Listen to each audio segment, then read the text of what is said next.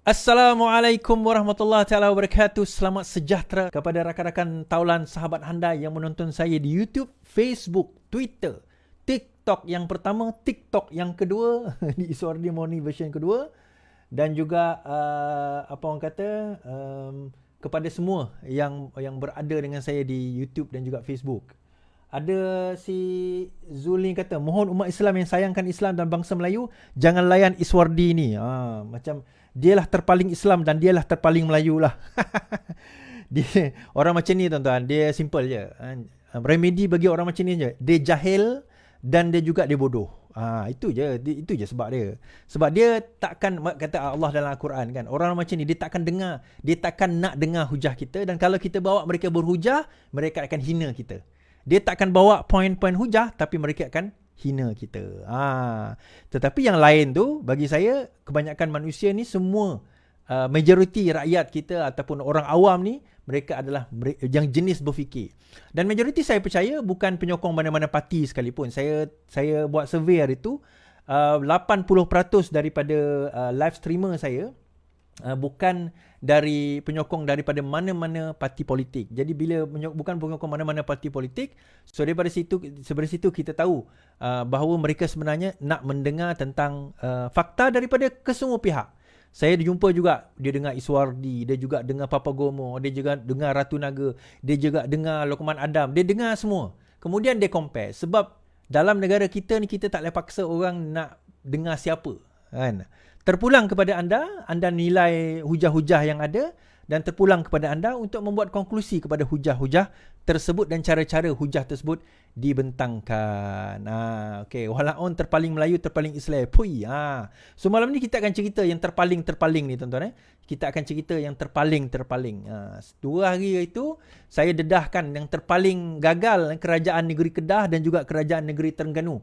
Betapa daripada segi pentadbiran mereka adalah kerajaan yang gagal dalam mentadbir. Jadi nanti saya akan bawa pula kerajaan negeri Kelantan. Perlis saya tak sentuh lah, sebab Perlis ni bagi saya kesian.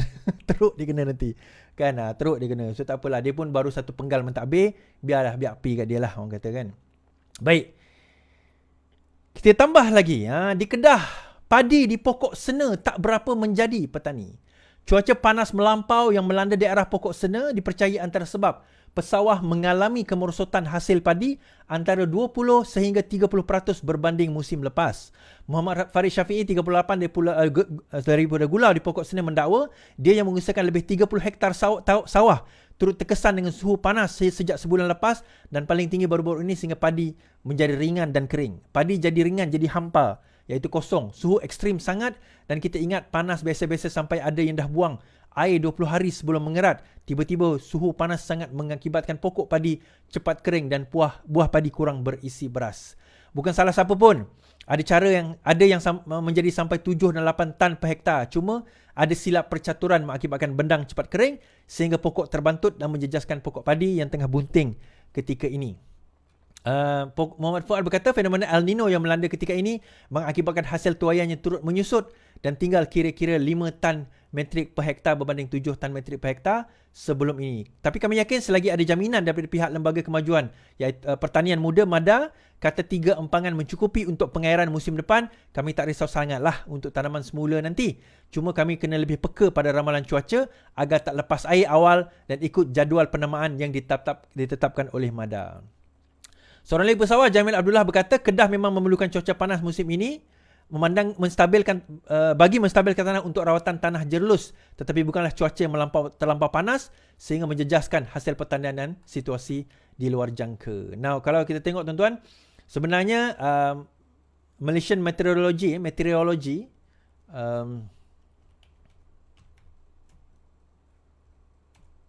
telah pun mengeluarkan apa orang kata, satu amaran berkenaan dengan El Nino ni, berkenaan dengan El Nino ini, dan kalau saya tunjukkan dekat laman web ni,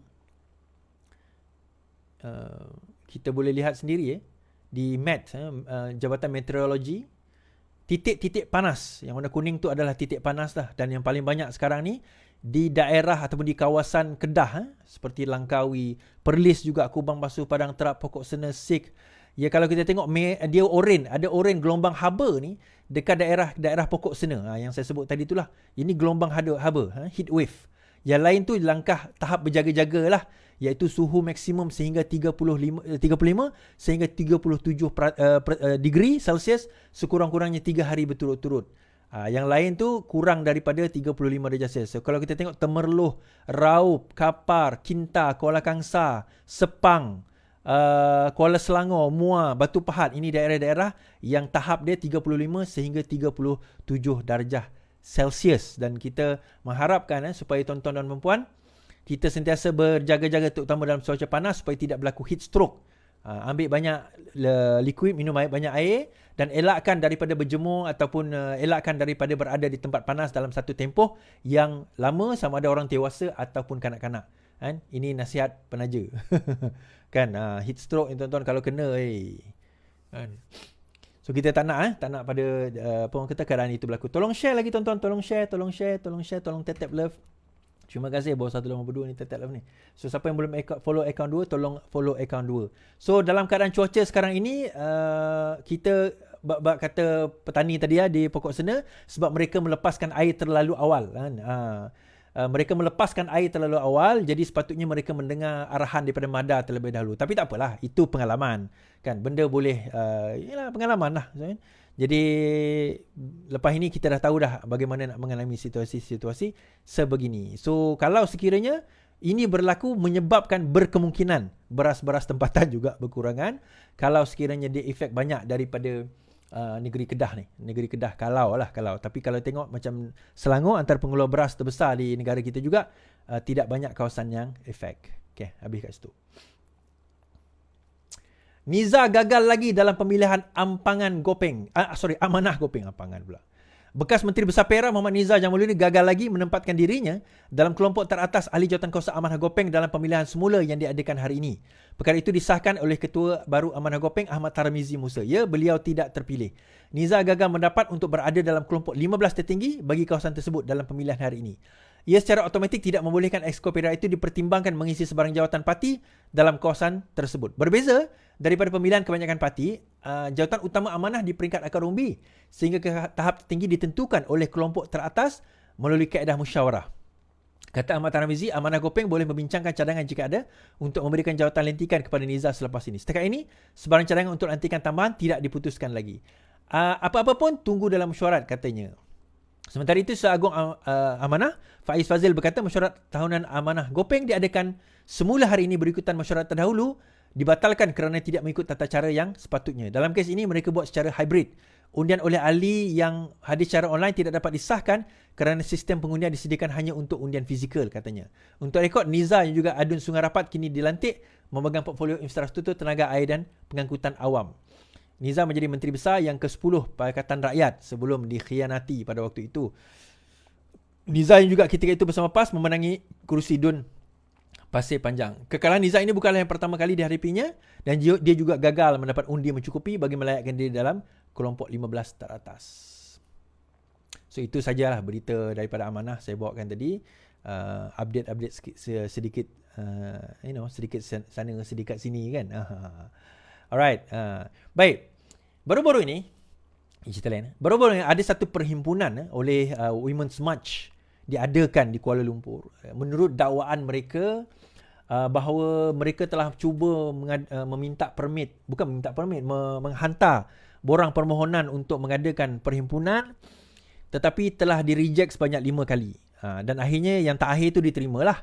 Kemudian Ketua Polis Negara kata berkemungkinan Balai Polis tak faham prosedur ataupun tersilap, ataupun berkemungkinan borang yang dihantar itu tak berapa komplit, ada kemungkinan. Tetapi Polis Dan Wangi pula mengatakan bahawa mereka tidak menerima sebarang permohonan, katanya. So saya rasa memang tak terima sebab tak lepas pun pegawai kat depan tu kan. Saya rasa lah. Tetapi baru-baru ini dikatakan bahawa perhimpunan itu disiasat. Okey, peguam, kerajaan hipokrit sebab masih biarkan himpunan aman disiasat.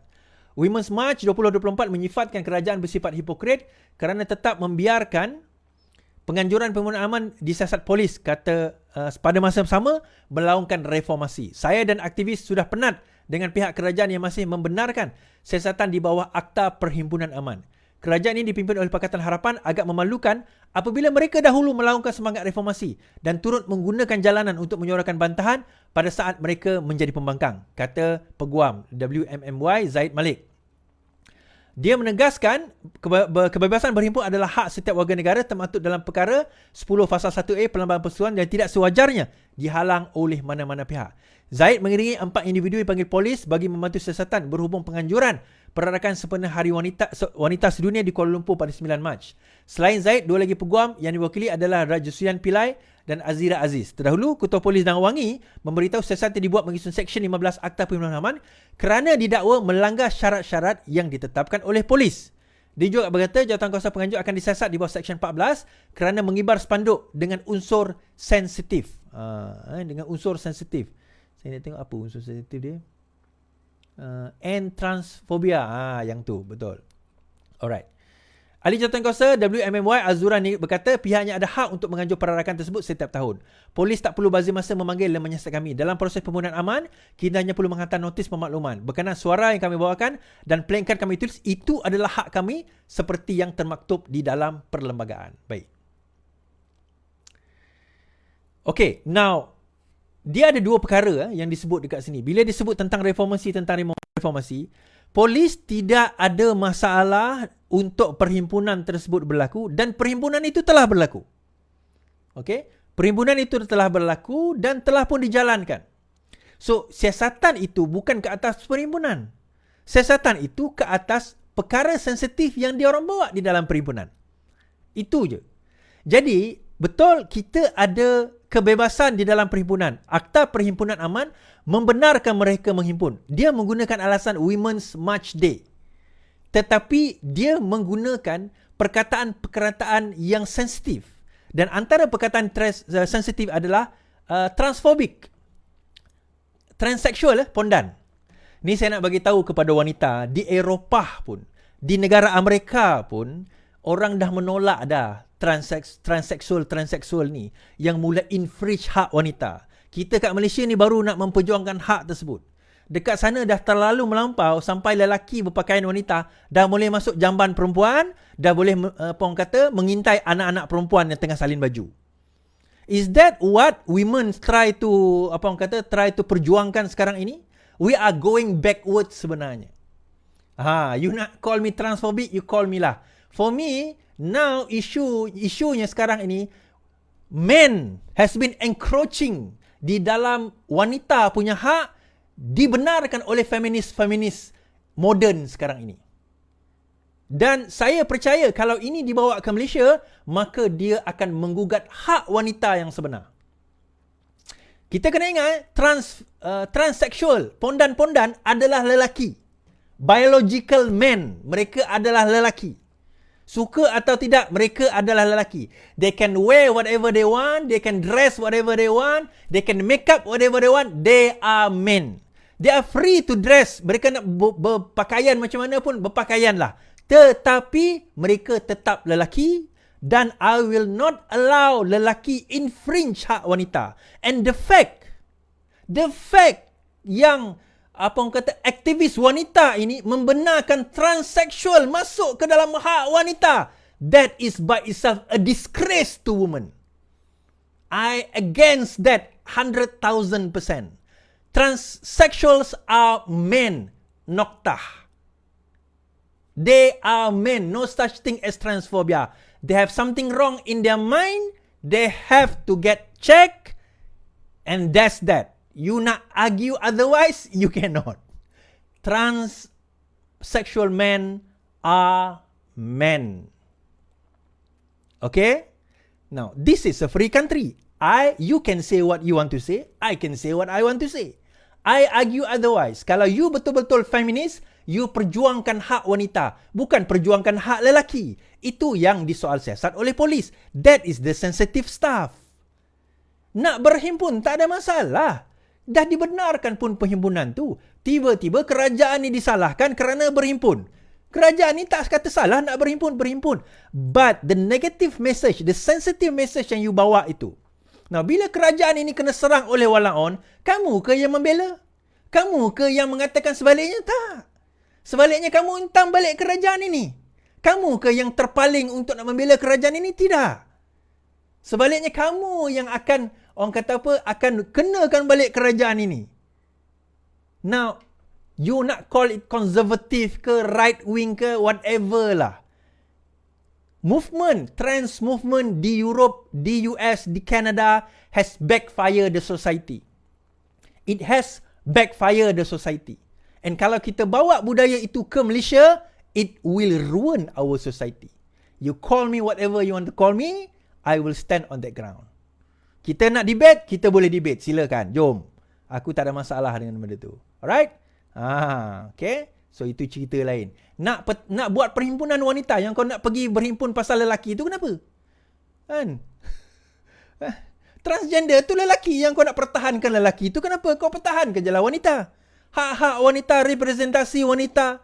Mungkin kalau sekiranya mereka kekurangan itu, kekurangan ini, pertahankan yang itulah. Yang kau nak pertahankan lelaki itu, kenapa?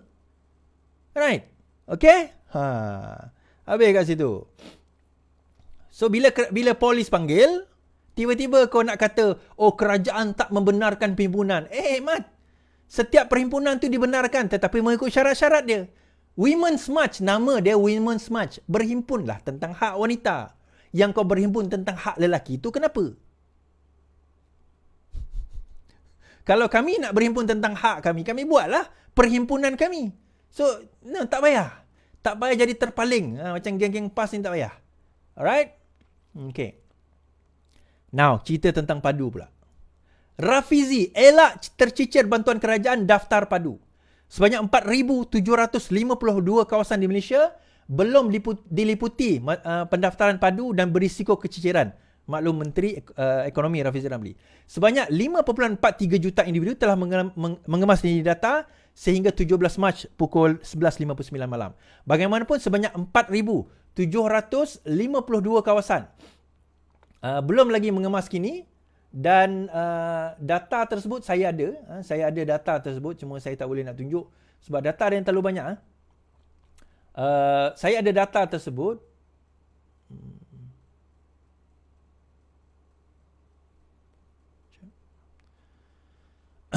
4,752 telah dikenal pasti, di mana kawasan tersebut tidak mempunyai sebarang pendaftaran di bawah padu maupun apa-apa program bantuan kerajaan yang disediakan sebelum ini. Antaranya adalah kampung saya. Kampung saya di zon 9, Kampung Semariang. Zon 9, Kampung Semariang. Di Petrajaya tu je lah tinggal. Yang lain tu semua dah berdaftar dengan padu. Tetapi di Petrajaya zon 9 itu saja. So saya harap YB Hasidah tolong ambil tindakan. Zon 9 Semeriang Batu. Zon 9 Semeriang Batu. Dia banyak lagi negeri-negeri di Sarawak, Sabah. Ada lebih kurang 4,000 lebih. Rafizi menggesa orang ramai mendaftar dan mengemas kini padu sebelum tarikh 31 Mac untuk mengelakkan risiko keciciran berterusan. Anda mungkin tidak akan mendapat bantuan kerajaan Anda mungkin tidak mendapat bantuan kerajaan sebelum ini. Kini, walau peluang itu telah dibuka kerana data anda tidak dikemas kini. So, mungkin sebelum ini anda tak dapat bantuan. Kan? Mungkin kerana ada company lah, apalah bekerja dengan company yang gaji besar. Tapi rupanya sekarang dah tak bekerja lagi. Contoh. Tapi sebab dia tak dikemas kini, so dalam data tu, dia assume anda masih lagi bekerja dengan company besar. Jadi masalah lah. So, Selangor mencatatkan 1,282 yang belum diliputi, diikuti wilayah persekutuan 992, Sarawak 765 dan Sabah 620.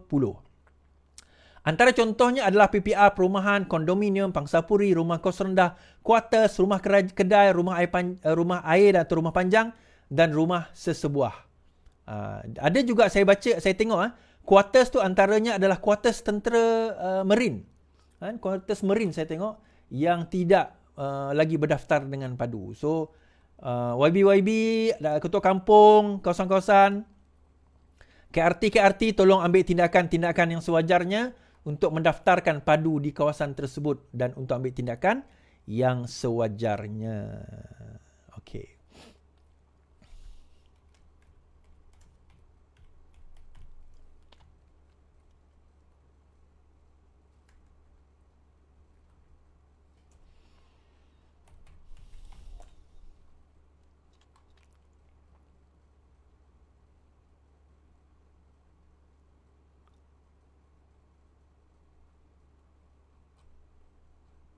Okey, ni yang terkini tentang mitra, tuan-tuan. Mitra ni adalah Indian community punya. Baik. NGO masyarakat India tuntut Aaron letak jawatan. 3 NGO menggesa Menteri Perpaduan Aaron Ago Dagang meletak jawatan setelah dia gagal mengendalikan unit transformasi India atau Mitra. Pasukan Tindakan India Malaysia, Pasukan Petugas Pekerja Malaysia Singapura dan Revolusi India Masa Depan dalam pendidikan FIRE turut juga menyerahkan memorandum kepada Jabatan Perdana Menteri. Aaron tak minat ke? Kalau tak minat, dia kena letak jawatan, kata pengurusi kepada 3 NGO terbabit. Turut hadir adalah Ahli Parlimen Kelang, V. Ganabatiru dan kira-kira 30 masyarakat India. Pada 13 Mac lalu, Aaron memberitahu Dewan Rakyat bahawa dia tidak jelas apabila mitra dipindahkan ke kawasan ke bawah kementeriannya. Katanya di dalam handset, saya tidak jelas, saya tidak tahu tujuan mitra dan saya perlu berlaku adil kerana saya tidak berminat, katanya. Malam tadi Malaysia Kini menghubungi Setiausaha Akhbar Aaron, Satish Kumar Sangkar yang memberitahu bahawa orang ramai tersalah faham apa yang dikatakan oleh Menteri Terbabit. Maksudnya bukan tentang kurang minat tetapi kepentingannya, kata Satish. Mengulas lanjut, Dayalan berkata jika benar Aaron menganggap mitra tidak penting, sikap itu jauh lebih teruk berbanding jika tidak berminat terhadap unit berkenaan. Justru Dayalan mendesak agar mitra diletakkan di bawah JPM. Dia juga mengkritik pelawaan dibuat kerajaan kepada Presiden Bersatu, Muhyiddin Yassin, Hadi Awang dan juga Dominic Lau untuk menghadiri sesi libat urus mengenai mitra. Apa tujuan jemput Hadi, Muhyiddin, Lau? Semua orang datang memberi idea tentang mitra ke? Pertama sekali, apa yang mereka tahu tentang sentimen orang India? Soalnya. Dan seterusnya mengecam tindakan Aaron merujuk kepada unit pengurusan prestasi dan penyampaian atau pemandu berhubung mitra. Dia mendakwa pemandu sebagai perunding yang berpangkalan di Sarawak tidak tahu mengenai isu yang membabitkan masyarakat India. Katanya, pemandu gagal melaksanakan 2 program sebelum ini iaitu My Atom dan My Tukar. Mitra yang asalnya dikenali sebagai unit pembangunan sosio-ekonomi masyarakat India, SIDIC, yang diwujudkan pada 2014 di bawah JPM dan Perdana Menteri ialah Najib Razak. Selepas PH membentuk 2018, SIDIC dinamakan Mitra dan dipindahkan kepada Kementerian Perpaduan. Sebelum dipindahkan semula ke JPM oleh Ismail Sabri. Pada tahun lalu, Perdana Menteri mengambilkan semula mitra Kementerian Perpaduan dan langkah tersebut dikecam sebagai penurunan taraf untuk unit berkenaan. Anwar mewajarkan peralihan kepada Kementerian Perpaduan yang mengatakan kerajaan telah membersihkan mitra dengan amalan tabik urus yang ketat memastikan tidak salah guna kuasa atau salah laku. Okey. Saya tahu banyak yang kau tahu saya tahu SIDIC SEDIC tu. Saya tahu pemain-pemain di dalam SIDIC zaman Najib dulu. Saya tahu juga apa yang berlaku di dalam SIDIC. Saya ada personal experience tentang SIDIC ni, tapi good experience lah, good experience, dan thank you kepada SIDIC yang dulu memberi saya peluang untuk memberi kursus kepada masyarakat India. Saya pernah juga dijemput oleh SIDIC untuk memberi kursus kepada masyarakat India, and for me that program was good lah. Cuma dia tidak diteruskan selepas itu. Tetapi saya memilih untuk meneruskan program itu kerana saya berpendapat bahawa kita perlu membantu semua lapisan masyarakat yang memerlukan, terutama golongan-golongan yang terkebelakang. Dan SIDIC pada masa itu mengadakan program khas untuk golongan India B40, kan? Berabuk, tuan-tuan. Golongan India B40, dan saya terus setuju kerana bagi saya itu juga kontribusi saya sebagai rakyat Malaysia untuk memberikan sedikit ilmu saya kepada usahawan masyarakat India yang B40. So itu di bawah SIDIC pada waktu itu. Dan disebabkan program itulah saya nak cerita pada hari ini, kan. Nak cerita ke tak? Tak apalah, saya tak cerita lah. Adalah satu peristiwa yang saya tak boleh lupakan sampai sekarang. Peristiwa yang sangat baik. Cuma saya tahu apa yang berlaku dalam SIDIC. Saya tahu apa yang what happened, what transpires, kegagalan dia bagaimana, penyalahgunaan dana dan sebagainya. I know who's involved dan benda-benda macam itulah. Cuma bila dia dipindahkan dan dipanggil, itulah, tak tahulah tuan-tuan, sebab Menteri Perpaduan ni diletakkan kepada orang GPS, kan, kepada orang Sarawak. Dia mungkin faham tentang fenomena Sarawak, tetapi bila mitra diletak bawah dia, mungkin dia tak faham dengan komuniti masyarakat India. Di Sarawak ni, masyarakat India kalau ikutkan yang betul-betul anak Sarawak 0%. betul-betul anak Sarawak lah. Tapi yang sekarang ni tinggal dah bermastautin sebagainya, ada peratusan dia lah dah mula meningkat. Saya ingat dulu masa saya kecil-kecil, masyarakat India ni saya tengok kat dalam TV je. First time saya jumpa betul-betul orang India, masyarakat India ni di Kelang pada usia saya 18 tahun, bayangkan. Yang India mamak tu dekat India Street tu lain. Yang tu India saya anggap dah India Muslim, dah macam orang Sarawak dah. So dia lain tuan-tuan. So itu saya kata.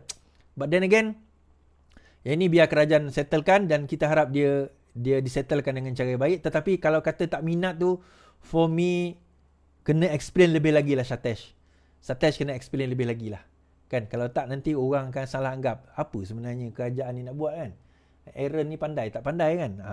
Yang tu kena tanya itulah orang yang dilantik tu lah kan. Saya boleh nak kata lah. Baik, habis kat situ. Okey. Tuan-tuan. Pada 15 hari bulan Mac, ini cerita pasal Mata Wang. Pada 15 hari bulan Mac hari tu, dalam TikTok saya ada buat beberapa video reaction. Menarik, saya bermain dengan wala-on. Pada 15 hari bulan Mac, saya telah dikejutkan pada masa live pada malam tu. Saya live dengan Daniel Jani. Ada orang kata RM4.98, RM4.98. Saya macam, apa yang RM4.98? Saya beli. Kemudian rupanya bahawa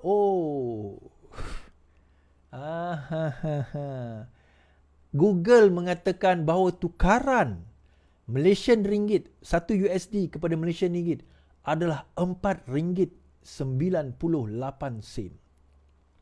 Walaupun tanpa segan silu terus memainkan isu itu. Dan yang bestnya antara yang memainkan isu tersebut adalah yang terpaling. Cyber trooper mereka yang terpaling. Yang kita tahu memang kaki fitnahnya. Dia percaya, dia ambil terus. Kan? Dia ambil, dia apa orang kata? Dia orang pun, yang terpaling lah tuan-tuan. Dia nak gunakan hujah tersebut lah.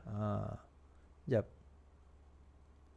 So, digunakan hujah tersebut mengatakan bahawa kerajaan ini telah gagal daripada segi mata wang. Yang menariknya bila saya tengok Papu Kari punya posting tentang RM4.98 ni. Saja saya nak tunjuk kan. Right, sekejap.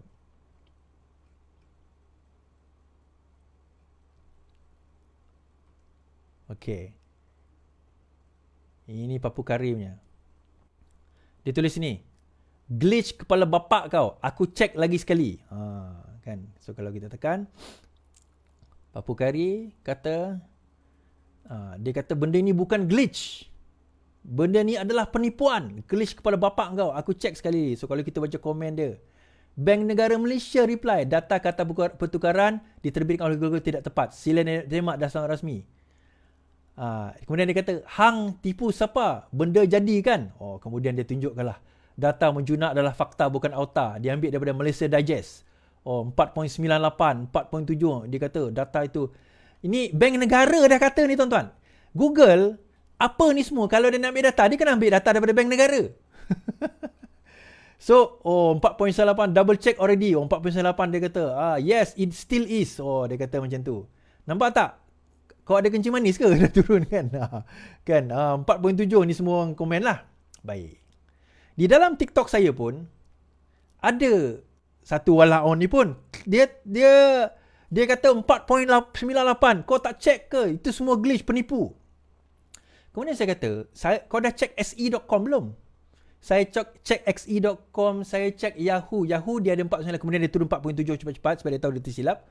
Kemudian saya cek Bloomberg, saya cek Wise, saya cek semua currency exchange, semua RM4.70. Yang menyatakan 498 yang saya nampak hanyalah Google. Yahoo dia nyatakan sekejap. Kemudian Yahoo lepas tu letak balik RM4.70 dalam kadar yang cepat. Okay, dalam kadar yang cepat. Dia terus tukar. Google dia lambat sikit. Dia buat kerja lambat sikit. Yalah, kita bawa bantai walaon kan. Kita bawa bantai Zionis masa tu kan. Jadi of course dia nak jahanamkan kita. Kemudian ada orang kata, alah glitch ni berlaku kat Malaysia je. Baik, kita tengok posting ni. Ini posting saya. Google apologize to Ghana. Kita tengok. Google apologize to Ghana for glitch in exchange currency. Google glitch, Google shock user with Pakistan to USD. Google glitch ini Google glitch dekat Pakistan. Google glitch shows apa orang kata move against UAE. Ni duit UAE. Joy short-lifted. Dia kata duit UAE turun. Ni UAE.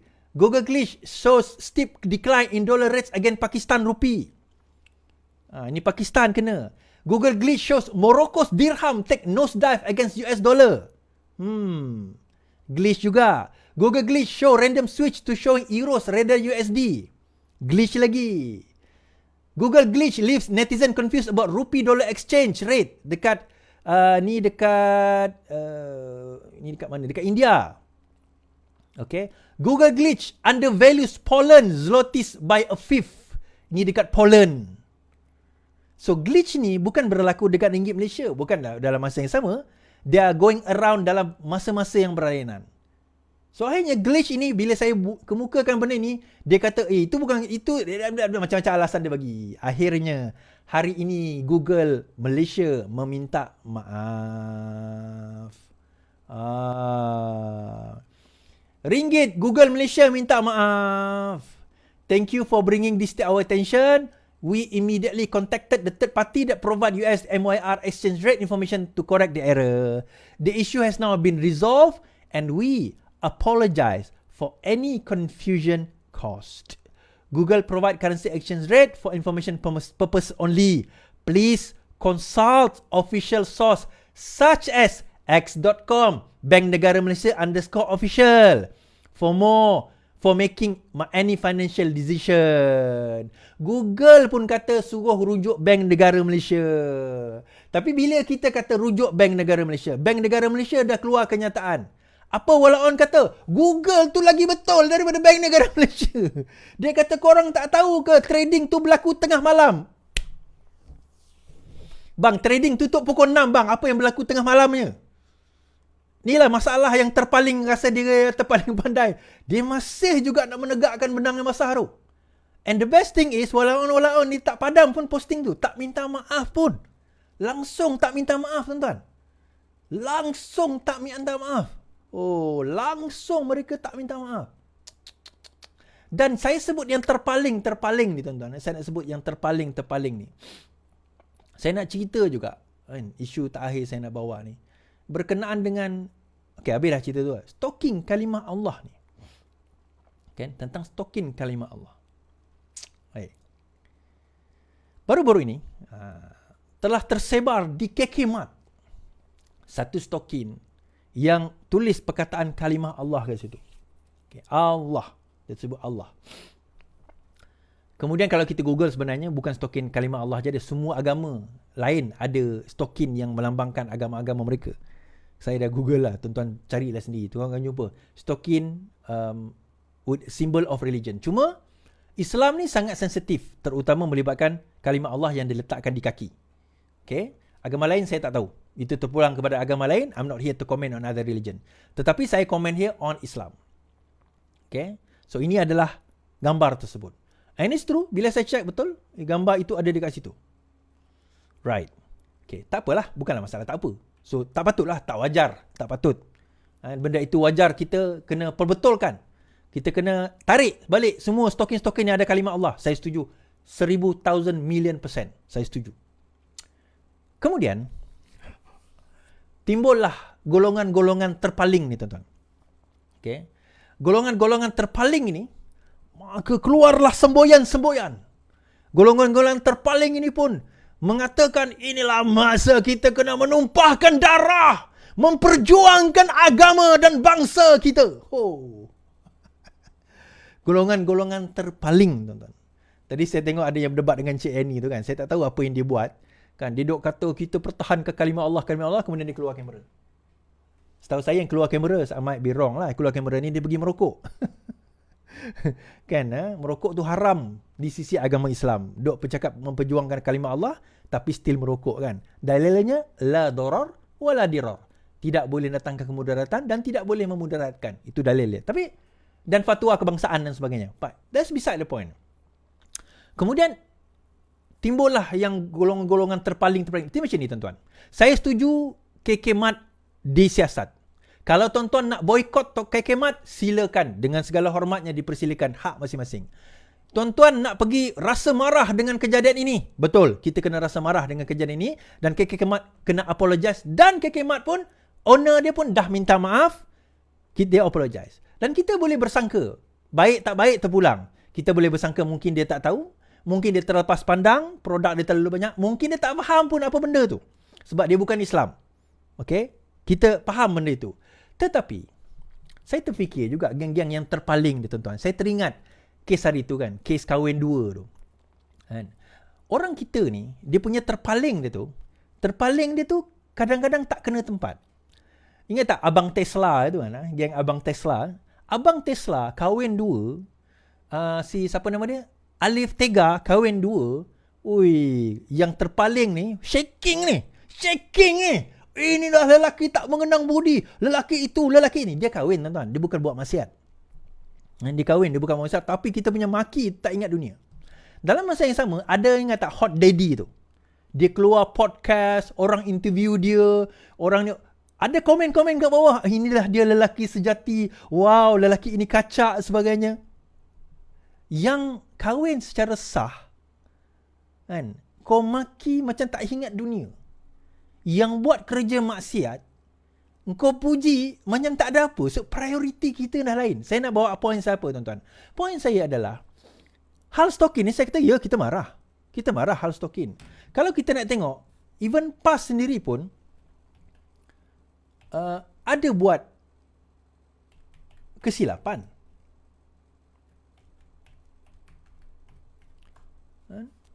Ada buat kesilapan dia. Contohnya, ada penyokong PAS pijak kalimah Allah. Saya tunjuk ni tuan-tuan.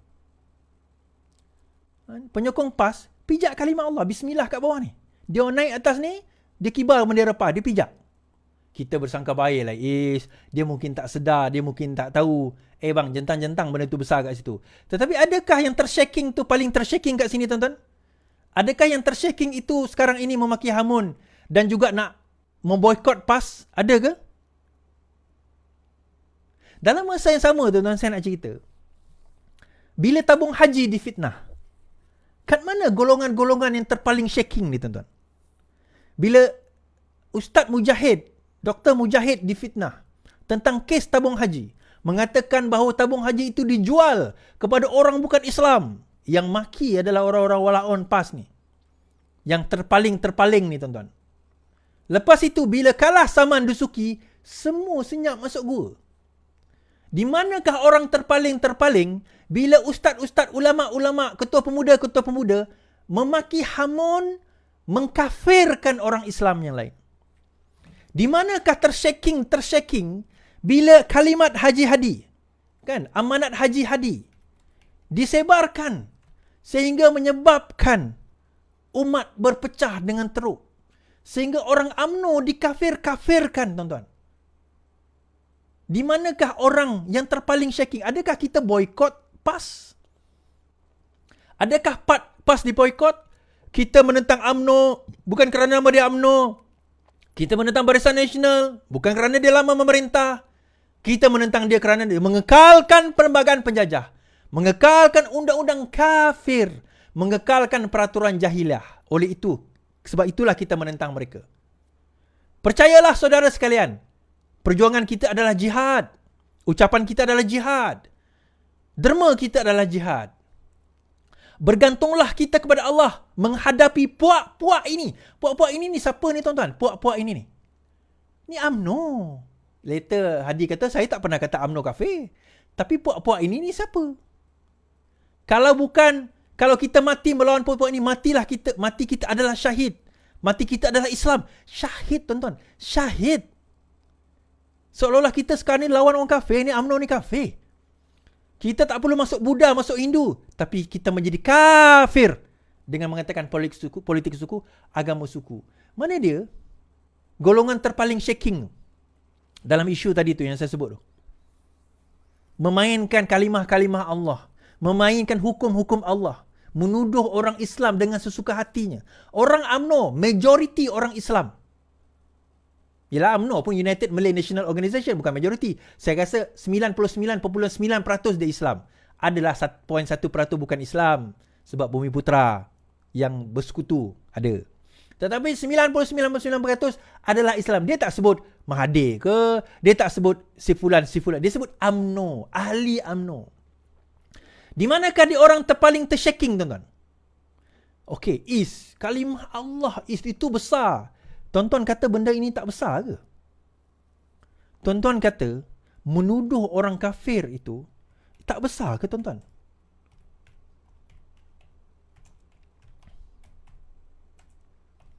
Hadis menuduh orang kafir ni. Ada satu hadis menyebarkan hadis palsu itu satu hal lah. Tetapi menuduh orang Islam sebagai fasik dan kafir itu satu dosa yang sangat besar, kufur. Allah SWT, hadis Rasulullah daripada Bukhari dan Muslim. Bukhari dan Muslim, dua kitab paling tinggi menyatakan mana-mana orang yang mengatakan kepada saudaranya, wahai kafir, maka jatuhlah kafir itu ke atas salah seorang daripadanya. Ulasan hadis, kalau yang dituduh itu tidak kafir, maka yang menuduh itulah kafir. Erti katanya bukan kafir-kafir, erti kata keluar agama, kufur, dosa besar dosanya, tuan-tuan. Besar dosanya. Tersilap memasukkan 1,000 orang kafir dengan syubhat Islam lebih baik berbanding tersilap mengeluarkan atau mengkafirkan seorang Islam dengan syubhat kekufuran. Qawaid al-Tasawuf ini dinukilkan oleh Az-Zarruq daripada Ibn Furak. Kan? Besar dosa dia, tuan-tuan. Mana orang yang paling tershaking tu? Tak, saya jangan take me wrongly, don't take me wrong. Jangan salah anggap seolah-olah saya bersetuju dengan kalimah Allah dekat stokin. Tak, saya tak setuju, ambil, hapuskan. Jangan ulang balik. Tetapi dalam masa yang sama, be fair. Dengan benda-benda macam ni. Yang terpaling ni. Baca posting, komen, maki agung, maki sultan, berjela-jela.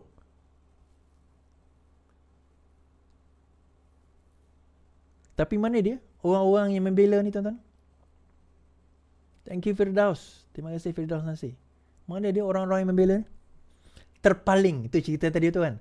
Bila buat benda halal, kahwin dua, terpaling shaking. Tapi bila hot daddy tu, meletup ovari aku. Pui! Itulah dia, tuan-tuan. Saya sarankan tuan-tuan bacalah Fiqh Aulawiyat, Fiqh Keutamaan oleh Dr. Yusuf Ar-Qaradawi. Saya cari buku saya tu tak ada dah. Mungkin ada orang pinjam tak bagi balik. Dia ada buku Fiqh Daulah je. Carilah buku tersebut. Bagaimana sebenarnya aulawiyat umat Islam ni, keutamaan umat Islam ni dah caca merba. Kita ni terlalu mengutamakan benda yang tak patut daripada benda yang patut. Benda yang tak penting jadi lebih penting. Ni bagi contoh Hasan Al-Banna pernah cerita kan. Orang bertanya sembahyang tarawih, dia gaduh. Sembahyang tarawih ni 8 ke 20? 8 ke 20? Ada satu golongan kata 8, 11, 8, 11 lah, 3 witir. Ada satu kata 20, duk bergaduh sampai putus persaudaraan. Kemudian golongan ini datang jumpa Syahid Hasan Al-Banna. Hasan Al-Banna ni antara reformis Islam. Dia tanya, ya Syekh, dia kata, wahai Hasan Al-Banna, siapakah yang betul? Sembahyang tarawih 8 ke sembahyang tarawih 20 tu yang betul di sisi agama? Hasan Al-Banna kata apa? Sembahyang tarawih ni sunat. Okay, sembahyang tarawih ni sunat. Ada berbeza pendapat ulama. Ada yang kata 8, ada yang kata 20, ada yang kata 100 pun ada. Tetapi memutuskan silaturahim itu haram. Menghubungkan silaturahim itu wajib. Tetapi kamu lebih mengutamakan yang sunat daripada yang wajib. Itu maksud keutamaan. Patutnya yang wajib, silaturahim itu kamu utamakan daripada yang sunat ni. Siapa nak sembahyang 8, sembahyang 8. Siapa yang nak sembahyang 20, sembahyang 20. Jadi kalau kita faham fiqh, tuan-tuan, keindahan fiqh, ilmu fiqh tu, kita akan nampak keindahan Islam tu. Tetapi itu dinamakan fiqh daulah, fiqh aulawiyat, fiqh waqi', fiqh reality. Tetapi ramai manusia ada ilmu tapi tidak ada kefahaman. Ramai yang ada ilmu tapi sebenarnya tidak ada kefahaman. Itulah tuan-tuan. Itu sekian daripada saya lah. Thank you. Pukul 2 pagi ni pun masih dengar 2,400, 2,500 orang, 600 orang ni. Terima kasih. Kan? Terima kasih. Saya ucapkan. Okay, esok ramai lagi dengar lah kan. Tapi terima kasih. Untuk makluman, kita punya live itu insyaAllah kita akan buat pada 29 dengan Ustaz Wan Ji. Pada 29 hari bulan, apa orang kata, pada 29 hari bulan Mac ni. Tempat nanti saya akan update dekat saya punya FB saya. So tuan-tuan boleh tengok dekat FB. InsyaAllah kehadiran maksimum 50 sahajalah sebab tempat itu agak terhad. Okay.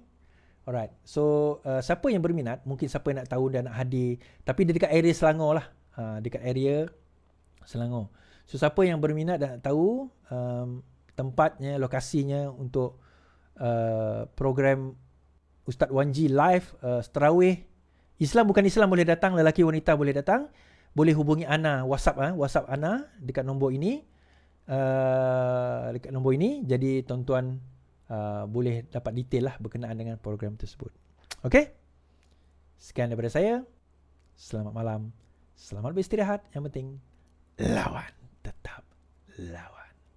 Assalamualaikum.